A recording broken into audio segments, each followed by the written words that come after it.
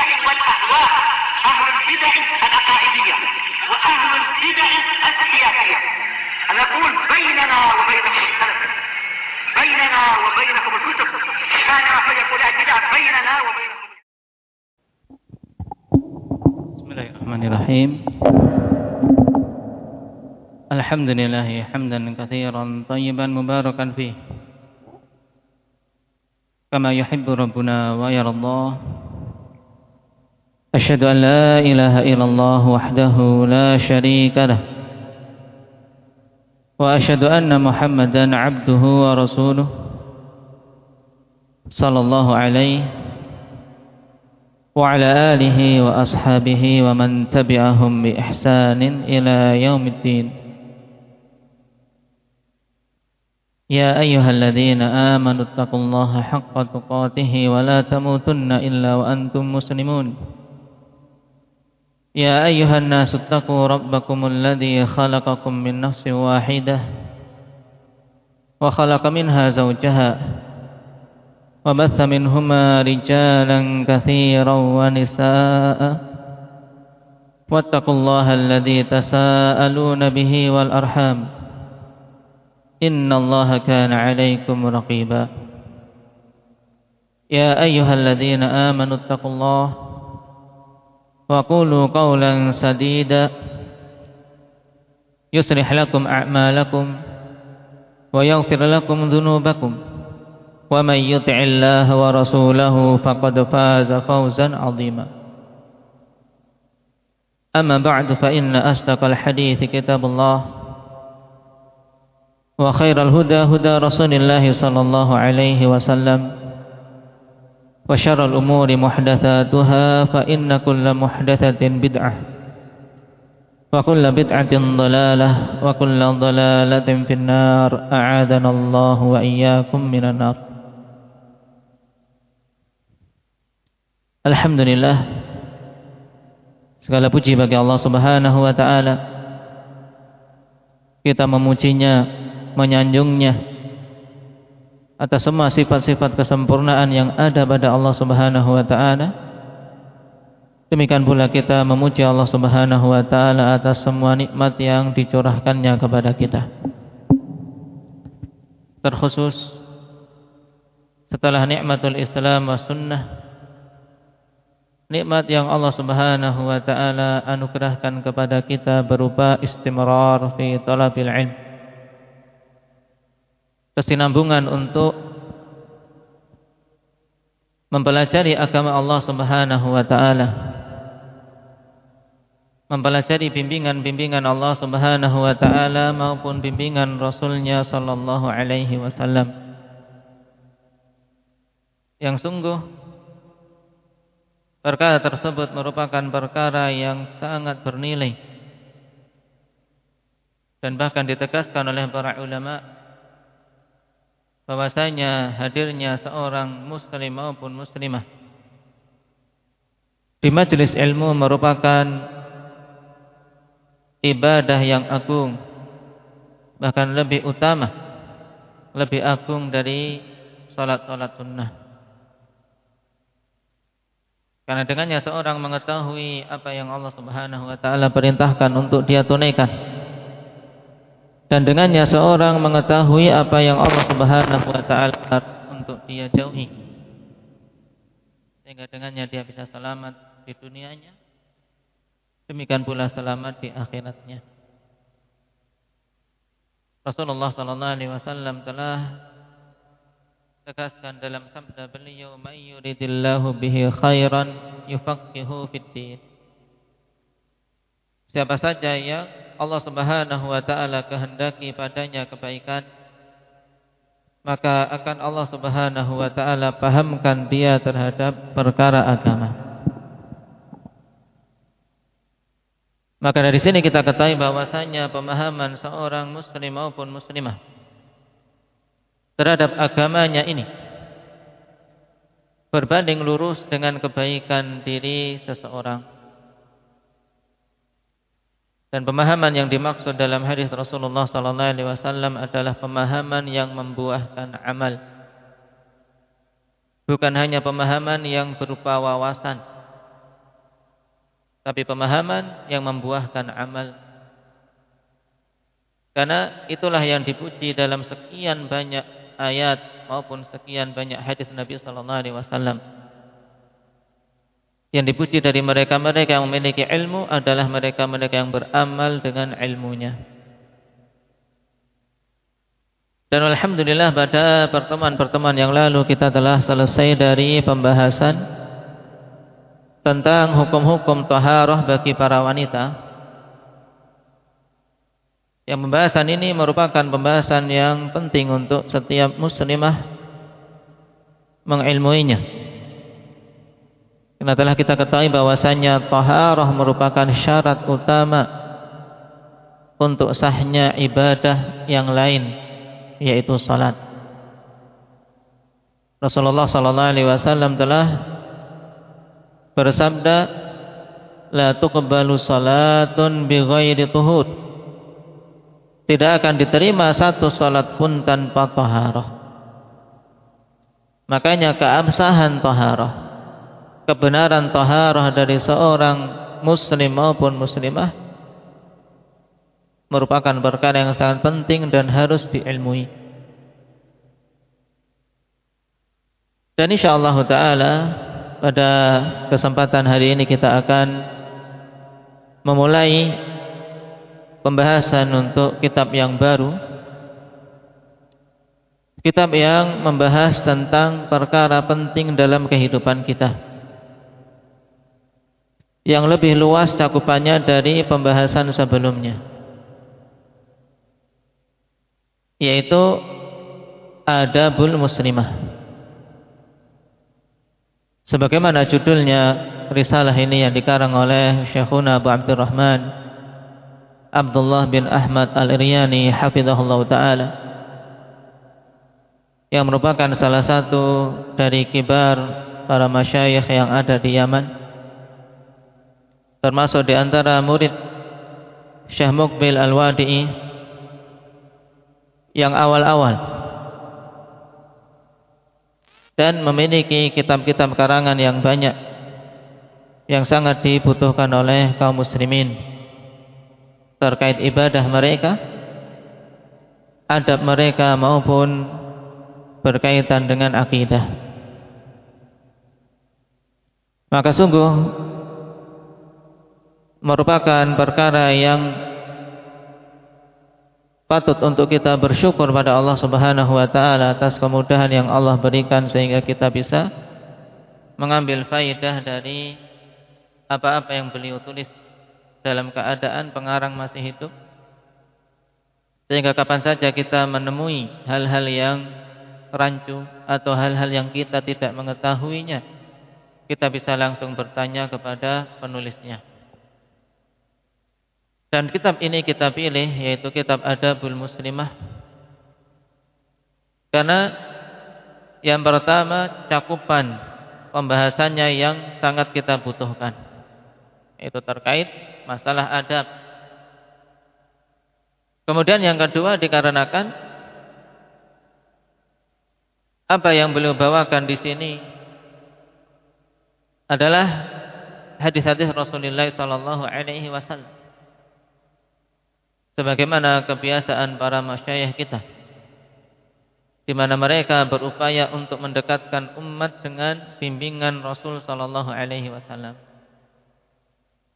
sehingga umat mengetahui apa yang Allah Subhanahu wa taala bimbingkan. Demikian pula apa yang Rasulullah sallallahu alaihi wasallam bimbingkan untuk kita semua. Karena dua perkara inilah, yaitu Al-Qur'an dan Sunnah, yang merupakan sumber petunjuk bagi kita semua. Sehingga kapan saja seorang muslim maupun muslimah menggali, mentadaburi, mengambil pelajaran darinya, maka sungguh dia akan selamat di dunianya dan selamat di akhiratnya.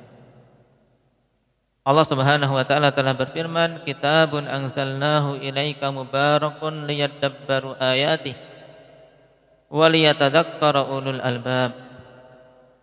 Inilah kitab yang telah kami turunkan kepadamu wahai Muhammad yang sifatnya mubarak, sifatnya diberkahi. Padanya kebaikan-kebaikan yang begitu banyak. Untuk apa Al-Quran tersebut diturunkan? Liyadabbaru ayatih, agar manusia mentadaburi ayat-ayatnya.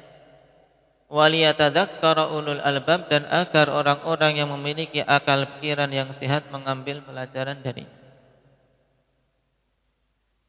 Dan untuk tadabbur, kemudian lebih dari itu, untuk mengambil pelajaran dan istimbat dari ayat-ayat Al-Quran, butuh kita bimbingan dari para ulama. Penafsiran kita butuh mempelajari apa penjelasan-penjelasan ulama mufassirin, sehingga kita benar dalam mengambil pelajaran dari ayat-ayat yang Allah turunkan. Demikian pula hadis Rasulullah sallallahu alaihi wasallam. Rasulullah sallallahu alaihi wasallam bimbingkan kepada kita dalam hadis-hadis beliau dengan bahasa Arab, sehingga kita butuh untuk memahaminya, menggali, mempelajari penjelasan-penjelasan para pensyarah hadis melalui jalur ulama-ulama kita.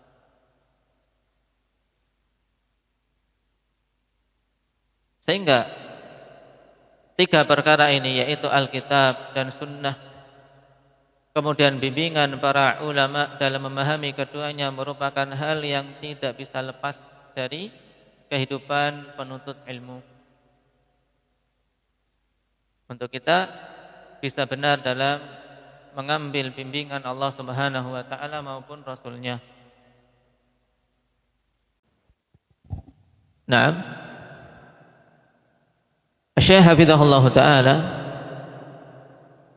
pada muqaddimah kitab beliau ini, Adabul Muslimah, menyebutkan 5 bab yang insyaallah taala akan kita lewati pada risalah ini, terkait adab-adab yang sangat penting bagi kita semua.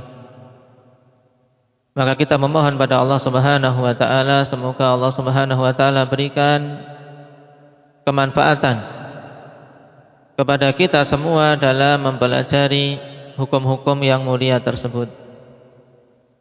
Naam. Barakallahu fikum. Kita masuk pada bab yang pertama. Al-babul awal fil hijabi wa adabil khuruji minal bait. Bab yang pertama terkait dengan masalah hijab dan adab keluar dari rumah.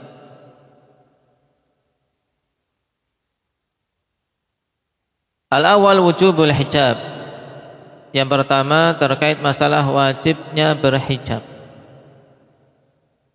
Karena kita ketahui bersama, di antara perkara yang sangat banyak para wanita muslimah lalai darinya adalah terkait permasalahan hijab ini.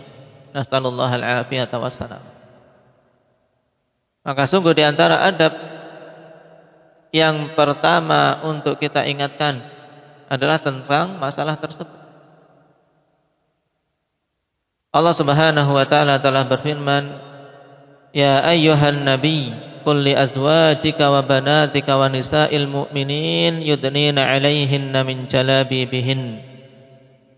Dzalika adna an yu'rafna fala yu'dzain wa kana Allahu ghafurar rahima." Ayat ini merupakan ayat pokok terkait pembahasan hijab, di mana Allah Subhanahu wa taala panggil nabinya yang mulia, ya ayyuhan nabi, wahai nabi, qul li azwajika wa banatik, katakanlah kepada istri-istrimu dan kepada putri-putrimu, wa nisa'il mu'minin, dan kepada wanita-wanita kaum mukminin. Di sini Nabi sallallahu alaihi wasallam diperintahkan agar menyeru kepada 3 golongan ini: para istri, putri-putri, dan keseluruhan wanita kaum mukminin. Untuk apa? yudnina 'alaihinna min jalabibihin, agar mereka itu menjulurkan pada tubuh-tubuh mereka jilbab-jilbab mereka. Al-Hafidz Ibnu Katsir rahimahullahu taala menegaskan dalam tafsirnya, yaqulu ta'ala amiran rasulahu sallallahu alaihi wasallam tasliman an ya'muran nisaa.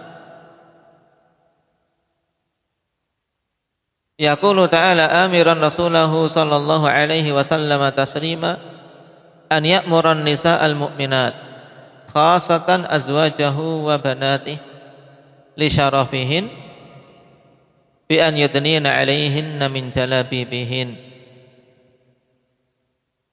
Allah perintahkan kepada Rasulnya untuk memerintahkan para wanita yang beriman, terkhusus dari sekian wanita-wanita yang beriman disebutkan terlebih dahulu adalah istri-istri beliau dan putri-putri beliau karena kemuliaan mereka. Untuk apa? Untuk menjulurkan jilbab-jilbab mereka.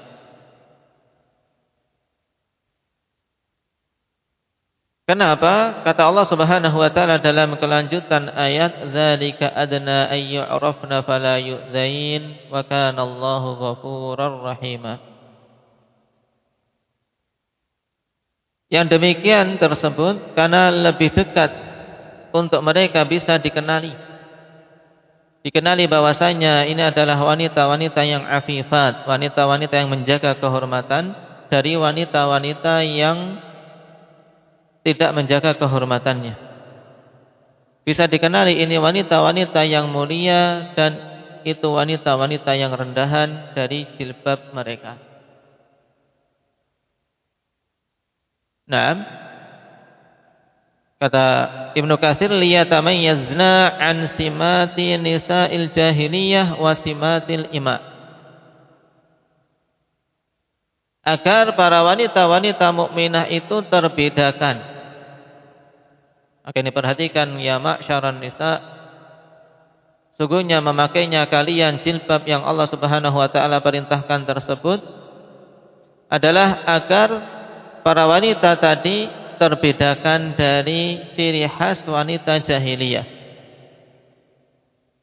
dengan berjilbab sesuai dengan apa yang Allah Subhanahu wa taala perintahkan.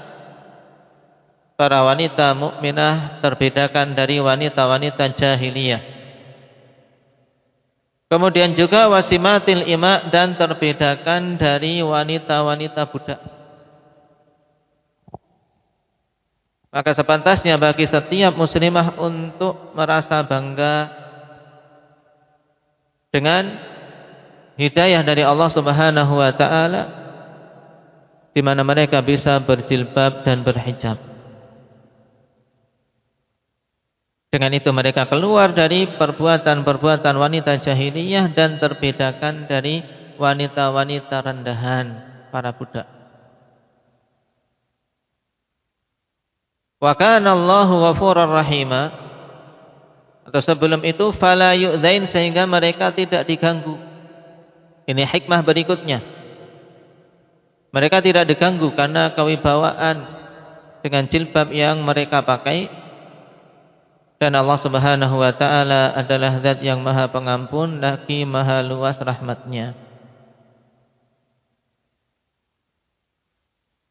Yang dimaksud dengan jilbab, kata Al-Hafidz Ibnu Katsir, huwa rida fauqal khimar. Yang dimaksud dengan jilbab adalah ar-rida, yaitu selendang kain yang dikenakan di atas khimar mereka, di atas penutup kepala mereka, dijulurkan ke bawah. Makanya dalam riwayat Ummi Salamah dengan sanad yang sahih yang dikeluarkan oleh Imam Abu Dawud dan yang lainnya, beliau mengatakan, lamma nazalat hadhil ayah yudnina 'alaihinna min jalabibihin kharaja nisa'ul ansar ka'anna 'ala ru'usihinnal ghirban minas sakinah wa 'alaihinna aksiyatun sud yalbasnaha. Dan tatkala turun ayat ini, kata Ummu Salamah istri Nabi sallallahu alaihi wasallam, itu yudnina 'alaihinna min jalabibihin. Maka keluarlah wanita-wanita Ansar, seakan-akan di kepala-kepala mereka itu burung-burung gagak dikarenakan tenangnya.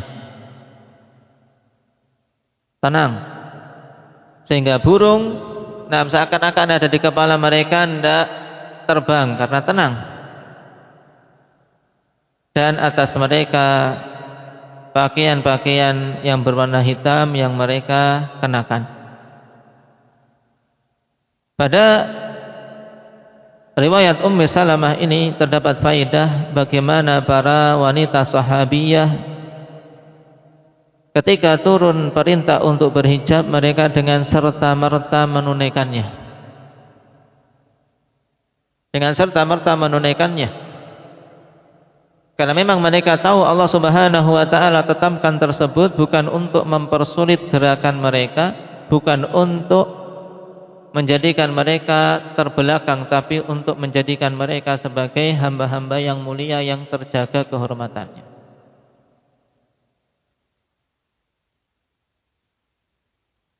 Dan juga pada hadis ini terdapat faedah bahwasanya warna yang paling bagus untuk para wanita dalam jilbab-jilbab mereka adalah warna hitam,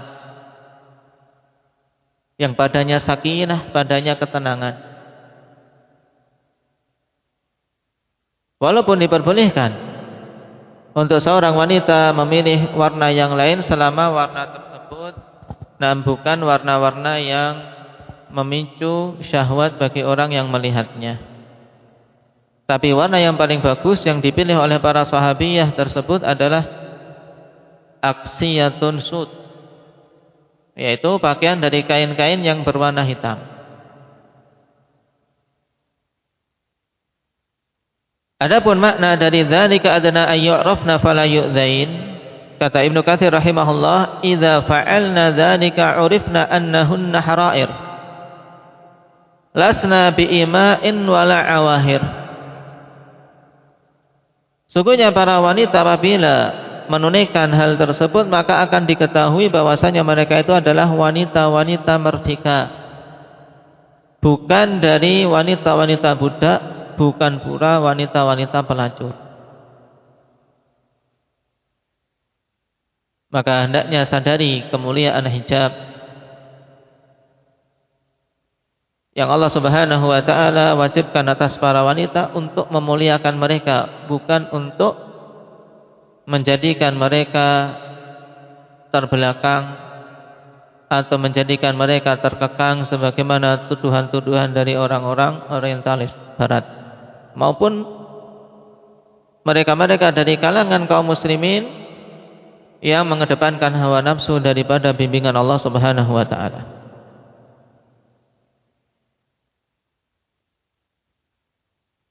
Adapun ditutupnya ayat ini dengan dua nama Allah Subhanahu wa taala, yaitu Al-Ghafur dan Ar-Rahim, kesesuaiannya bagaimana? Wa kana Allahu Ghafurar Rahima, dan adalah Allah Subhanahu wa taala itu Ghafurur Rahim. Allah Subhanahu wa taala zat yang Maha Pengampun lagi Maha luas rahmatnya. Maksudnya lima salafa fi ayyamil jahiliyah haitsu lam yakun indahunna ilmun bidzalik. Isyarat dari Allah Subhanahu wa taala bahwasanya Allah mengampuni, dan Allah zat yang Maha luas rahmatnya terhadap apa-apa yang telah lewat di hari-hari jahiliyah, di masa-masa dulu ketika belum mengetahui perintah hijab,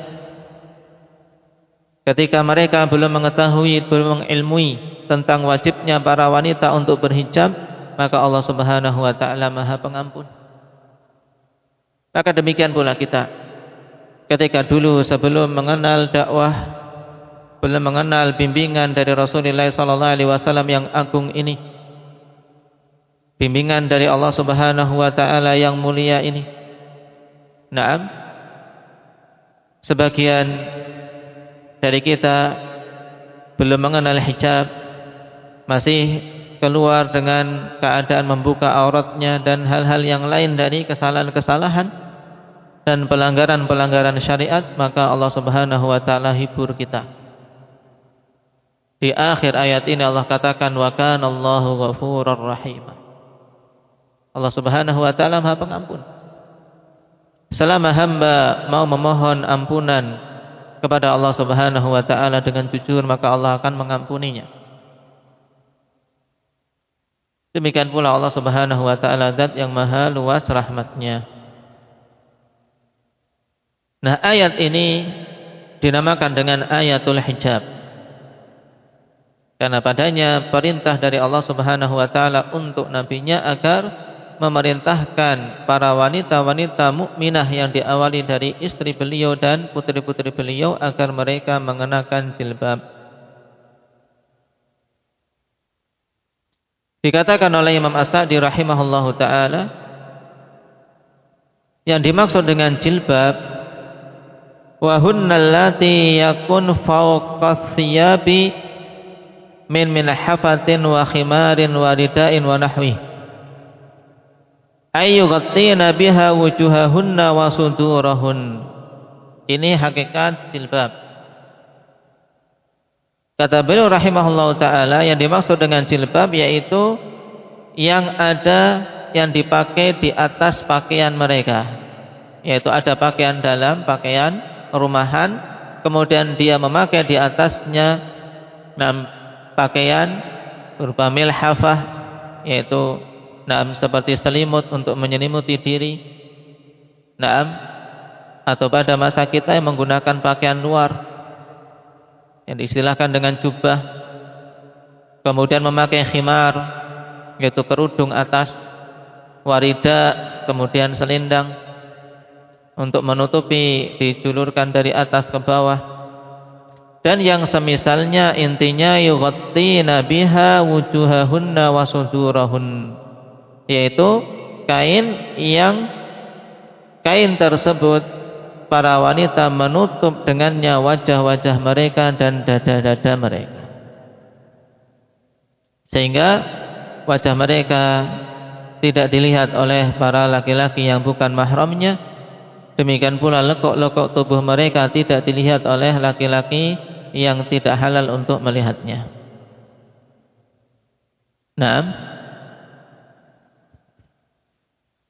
Dan dikatakan oleh Ibnu Hazm rahimahullahu taala tentang hakikat jilbab itu bagaimana?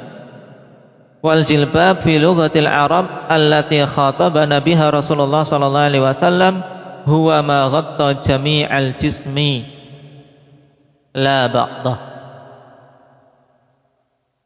Kata Ibnu Hazm rahimahullahu taala, bahwasanya jilbab dalam bahasa Arab, ini penting, karena Al-Quran dan Sunnah turun dalam bahasa Arab, maka kita pun memahami istilah yang ada pada Al-Quran maupun As-Sunnah ya dengan pemahaman orang Arab, jangan dengan pemahaman orang Indonesia, jangan dengan pemahaman orang Jawa atau yang lainnya. Tapi kita kembalikan kepada pemahaman bahasa Arab. Sehingga dari sini pentingnya bagi kaum muslimin, demikian pula kaum muslimah, untuk mereka mengerahkan upaya agar mengenal bahasa Al-Quran, mengenal bahasa Arab, berupaya mempelajarinya. Terlebih lagi pada anak-anak kita. Taruhlah kita yang orang-orang sudah tua, sudah menyerah terkadang, aku tidak mampu untuk belajar bahasa Arab. Tapi jangan sampai sejarah yang buruk ini kemudian terulang pada anak-anak kita, sehingga anak-anak kita pun sama sekali tidak mengenal bahasa Arab, membaca Al-Quran tidak mengetahui maknanya, membaca hadis tidak mengetahui syarahnya, membaca kitab para ulama tidak bisa. Maka butuh kita mengupayakan agar anak-anak kita bisa untuk melakukan yang demikian. Agar anak-anak kita, putra maupun putri-putri kita, tidak mengalami sejarah sebagaimana yang kita alami, yang dialami oleh orang tuanya, di mana mereka mengenal sunnah, mengenal dakwah yang hak ini setelah berlalu umur yang panjang. Maka sungguh Nikmat hidayah ini merupakan hal yang besar, dan nikmat untuk kita bisa berkumpul bersama dengan ahli sunnah juga merupakan nikmat yang besar. Sehingga tumbuhnya anak-anak kita berteman dengan anak-anak yang lain dari kalangan ahli sunnah, yang sama-sama kita mengarahkan mereka kepada sunnah Rasulullah SAW, merupakan perkara yang harus dijaga.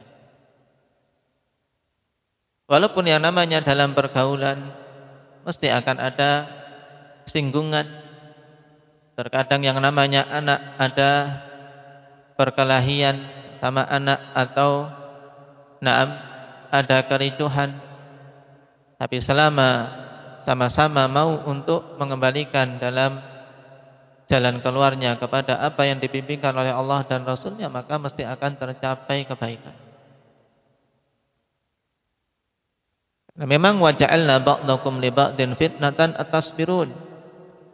Kami jadikan sebagian yang kalian atas sebagian yang lain sebagai ujian. Apakah kalian bisa bersabar? Namun tetap selama itu sesama ahli sunnah yang sama-sama tunduk kepada Al-Quran dan sunnah, tetap jauh lebih bagus daripada ketika seseorang bersama dengan yang lain. Maka ini pantas disyukuri. Pantas disyukuri. Nah, bertangga dengan sama-sama saudara-saudara maupun saudari-saudari yang sama-sama bisa diajak untuk berjalan di atas sunnah, ini merupakan nikmat. Maka butuh dijaga suasana yang baik dalam bertetangga, dijaga kehidupan yang saling ta'awun, saling bantu-membantu, saling doa-mendoakan di atas kebaikan. Maka ini yang hendaknya kita wujudkan. Saya berharap kepada para ummahat sekalian untuk betul-betul menjaga suasana yang bagus dalam bertetangga.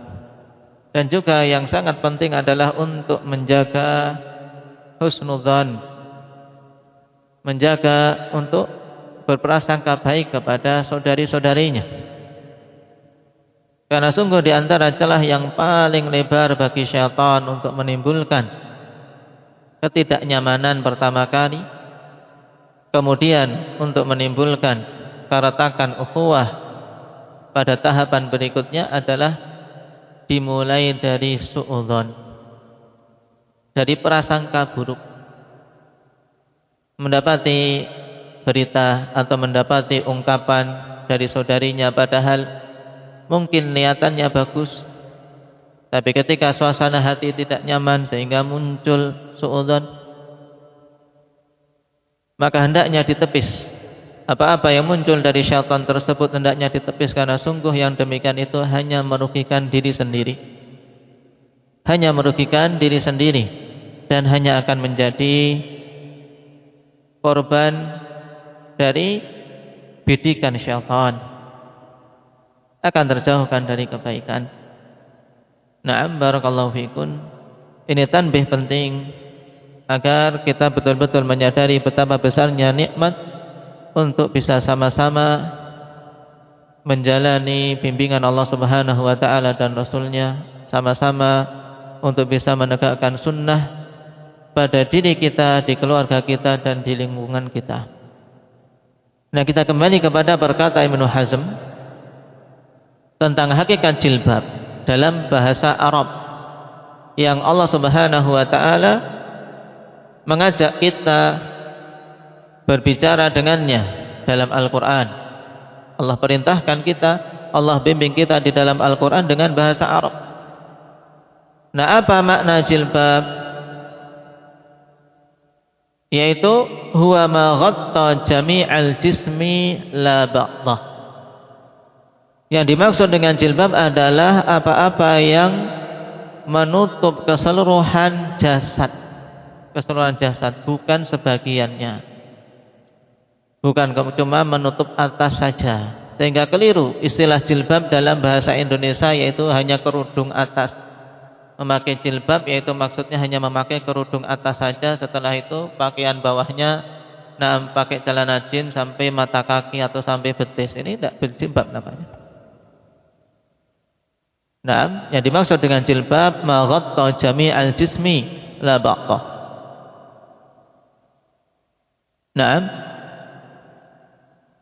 Dan Imam Al-Albani rahimahullahu taala juga tegaskan pada kitab beliau Jilbab Al-Mar'atil Muslimah, fal jilbab rida'un satirun minal qarni ilal qadam. Yang dimaksud dengan jilbab adalah rida, yaitu kain selendang, satirun yang menutupi, minal qarni ilal qadam, yaitu dari apa? Dari bagian atas kepala sampai ke kaki. Qala fal haqqu alladhi yaqtadihi al-amal bima fi ayatain nur wal ahzab anna al-mar'ata yajibu 'alayha idza kharajat min dariha an takhtamira wa talbasal jilbaba 'alal khimar. Li'annahu kama qulna sabiqan astaru laha wa ab'adu an yasifa hajma ra'siha wa aktafiha wa hadha amrun matlubun syar'a. Kata Imam Al-Albani rahimahullahu taala, maka yang hak, yang merupakan tuntutan untuk beramal dengan dua ayat, yaitu ayat di surat An-Nur dan ayat di surat Al-Ahzab yang baru saja kita baca, yaitu bahwasanya wanita wajib atasnya apabila dia keluar dari rumahnya untuk berkhimar. Antakhtamira, berkhimar ini yang biasa kita ungkapkan dengan berkerudung, memakai kerudung. Kemudian watal basal jilbaba 'alal khimar, kemudian memakai jilbab di atas khimarnya. Kenapa? Dikarenakan hal tersebut sebagaimana kami katakan dulu, astarulaha, lebih menutup bagi si wanita ini, dan lebih jauh dari membentuk ukuran kepalanya, ya. Jadi membentuk kepala pun enggak membentuk kepala. Karena apa? Karena sudah berlapis. Demikian pula aktaf, yaitu tidak membentuk lagi bagian pundaknya. Bagian pundak sudah tidak membentuk lagi. Dan ini kata beliau amrun matlubun syar'a, perkara yang secara syar'i dituntut. Kemudian kata beliau wa'lam anna hadzal jam' bainal khimari wal jilbab minal mar'ah idza kharajat qad akhalla bihi jamaahiran nisa'il muslimat fa innal waqi'a minhunna immal jilbab wahdahu ala ru'usihinna awil khimar wa qad yakunu ghairu sabil. Dan ketahuilah bahwasanya penggabungan antara khimar dan jilbab di kalangan para wanita apabila keluar, banyak para wanita atau mayoritas wanita-wanita muslimah mereka meninggalkannya. Karena yang terjadi di antara para wanita kemungkinannya hanya menggunakan jilbab luarnya saja di atas kepalanya, atau hanya menggunakan khimar saja, dan terkadang ghairu sabiq, yaitu tidak menutup secara sempurna karena masih menerawang, karena tidak tebal. Oleh karena itulah kalau kita perhatikan apa yang dibuat bagi pakaian para wanita atau jilbab para wanita, mereka terkadang berlapis, beberapa lapis. Ini insyaallah ta'ala sudah mencukupi bagian atasnya. Qala wa qauluhu ta'ala wal qawaidu minan nisa'i allati la yarjuna nikahan falaysa 'alayhinna junahun ay yadhna thiyabahunna ghayra mutabarrijatin bizinah wa yasta'fifna khairul lahunna wallahu samii'un 'alim. Ini ayat di surat An-Nur terkait dengan wanita-wanita yang sudah menopause, yang sudah tidak ada keinginan nikah lagi, maka tidak mengapa untuk mereka meletakkan pakaian mereka dengan catatan tidak tabarruj, untuk menunjukkan perhiasan mereka. Dan tentunya menjaga kehormatan itu lebih bagus bagi mereka, dan Allah Subhanahu wa taala zat yang Maha mendengar lagi Maha mengetahui. Ayat ini merupakan nas tentang wajibnya meletakkan jilbab di atas khimar untuk para wanita, kecuali wanita-wanita yang sudah tua, yang sudah menopause, di mana para wanita-wanita yang sudah tua ini boleh untuk tidak meletakkan hijab atau jilbab di atas kepala-kepala mereka. Itu cukup memakai khimar saja. Maka di sini hal yang penting dari makna jilbab yang terkadang para wanita tidak memahaminya dengan benar, yaitu maghatta jami'al jismi la ba'dah. Jilbab itu adalah yang menutup keseluruhan jasad, bukan sebagiannya saja. Kemudian di sini dibawakan oleh Syekh Hafizahullah Ta'ala satu hadis setelah membawakan ayat tadi, yang sebenarnya pembahasan untuk ayat ini panjang. Mulai dari makna jilbab, kemudian juga hikmah dia syariatkannya jilbab, disinggung dalam ayat ini sangat jelas, yaitu dzalika adana ayyurafna fala yu'dzain. Karena memang di sini menunjukkan bahwasanya gangguan itu mesti ada tatkala mereka tidak berjilbab. Gangguan itu mesti ada tatkala mereka tidak berjilbab. Cuman terkadang karena jauhnya seorang wanita dari bimbingan agama, mereka tidak merasakan adanya gangguan tersebut. Tidak dianggap gangguan tersebut, padahal gangguan itu ada dengan pasti. Dan di antara upaya untuk menghilangkan gangguan adalah dengan berjilbab sebagaimana yang Allah Subhanahu wa taala bimbingkan.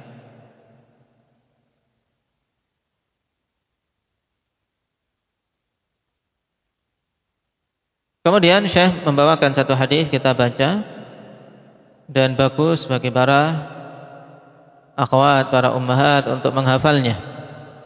Kalau bisa, karena kajian ini adalah kajian pekanan, kemudian juga yang kita pelajari adalah ayat-ayat dan hadis, maka diupayakan untuk dihafal.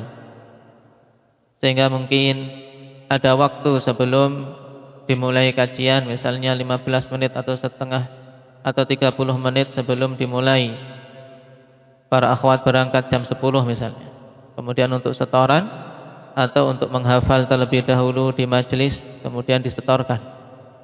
InsyaAllah ta'ala pada hal yang demikian barokah dan kebaikan, juga untuk menaikkan semangat kita dalam mendekatkan diri kepada bimbingan Allah Subhanahu wa taala dan bimbingan Rasulnya. Menghafal ayat, menghafal hadis. Mungkin pada awal-awalnya adalah sesuatu yang berat di lisan, tapi biidznillah tabaraka wa taala akan menjadi ringan, sehingga kita terbiasa untuk mengucapkan hadis-hadis Nabi sallallahu alaihi wasallam. Tapi kita baca satu hadis yang disebutkan di sini untuk dihafal pada pertemuan berikutnya. Qala wa an Abdullah bin Mas'ud radhiyallahu anhu 'anil Nabi sallallahu alaihi wasallam qala al-mar'atu 'aurah fa idza kharajat istashrafaha syaitan. Rawahu Tirmidzi. Dan hadis ini dimasukkan oleh Syekh Al-Albani rahimahullahu taala dalam As-Sahihah. Dari sahabat yang mulia Abdullah bin Mas'ud radhiyallahu anhu, termasuk di antara sahabat yang awal-awal masuk ke dalam Islam. Di sini Rasulullah sallallahu alaihi wasallam bersabda, wanita itu adalah aurah. Maka kapan saja dia keluar, istashrafaha syaitan. Maka syaitan menghias-hiasinya pada pandangan para lelaki. Ini maksud dari istashrafaha syaitan. Adapun yang dimaksud dengan al-mar'atu aurah, wanita itu adalah aurah, maksudnya adalah bahwasanya wanita itu tersifati dengan sifat ini. Nah, dikatakan oleh Abu Bakar Ibn Abdurrahman Ibn Al-Harith Ibn Hisham rahimahullah ta'ala, kata beliau, kullu syai'in minal mar'ati aurah hatta dhufriha. Semua bagian dari wanita itu adalah aurah sampai-sampai pada kuku-kukunya. Maka ketika wanita itu disifati dengan sifat seperti ini, yang namanya aurah kan sesuatu yang sepantasnya ditutup. Maka dibawakan hadis ini dalam pembahasan wajibnya berjilbab sangat jelas. Karena sesuatu kalau itu aurah, nah maka haknya adalah untuk ditutup, bukan untuk diumbar. Nah, dan maksud dari hadis ini sebagaimana disebutkan dalam Faidul Qadir, al-mar'atu aurah, maknanya annahu yustaqbahu tabarruzuha wa dhuhuruha lirrutul. Sehingga merupakan perkara yang buruk, nah, seorang wanita menampakkan dirinya pada laki-laki, menampakkan jasadnya pada laki-laki yang tidak halal baginya. Kenapa? Sebagaimana seorang tidak pantas untuk memperlihatkan auratnya kepada keumuman manusia yang tidak pantas untuk melihatnya.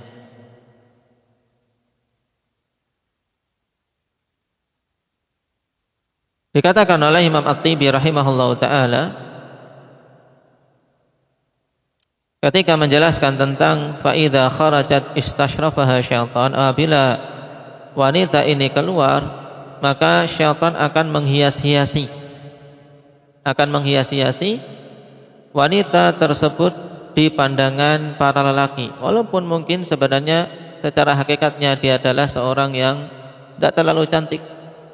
Nah, akan tapi syaitan mengupayakan untuk menghias-hiasinya sehingga para lelaki yang ada di jalan-jalan kemudian tertarik dan terfitnah olehnya.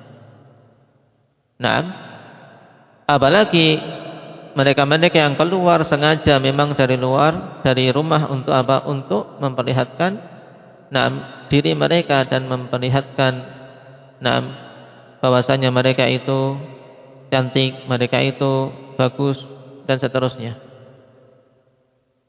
Dikatakan oleh Imam At-Tibi, wal ma'na al-mutabadir annaha madamat fi khidriha lam yatma'i syaitan fiha wa fi ighwa'in nas. Fa idza kharajat tami'a wa atma'. Makna dari hadis ini juga bahwasanya selama wanita itu berada di rumahnya, maka syaitan tidak akan memiliki kemampuan dan ketamakan untuk bisa menjadikan wanita ini sebagai sebab yang menyimpangkan manusia. Namun apabila dia sudah keluar, maka syaitan sangat berhasrat untuk dijadikan wanita itu sebab penyimpangan para lelaki. Nah, karena termasuk di antara fitnah yang besar bagi setiap umat adalah melalui fitnah para wanita. Nah, oleh karena itulah bagi para wanita untuk menyadari sisi ini. Nah, jangan sampai dia menjadi senjatanya syaitan. Jangan sampai dia rela untuk dijadikan sebagai alat syaitan dalam memfitnah manusia. Nah, oleh karena itulah upaya dia dalam berjilbab, kemudian ketika keluar menjaga kehormatan, ketika keluar dari rumah menjaga adab-adab syariat. Selain itu adalah untuk menyelamatkan diri sendiri juga, merupakan bentuk kebaikan para wanita kepada sekelilingnya. sehingga menjadikan sebab para lelaki selamat dari fitnah-fitnah mereka. Naam. Barakallahu fikum. Mungkin itu dulu yang kita ambil pada pertemuan kali ini. Kita memohon pada Allah Subhanahu wa taala agar Allah Subhanahu wa taala jadikan permulaan ini permulaan yang baik, dan semoga Allah Subhanahu wa taala berikan kemanfaatan pada apa-apa yang kita pelajari dan memberikan taufik kepada kita untuk bisa beramal dengannya dalam kehidupan sehari-hari. Naktafi bihadza, subhanakallahumma bihamdik, asyhadu an la ilaha illa anta, astaghfiruka wa atubu ilaik.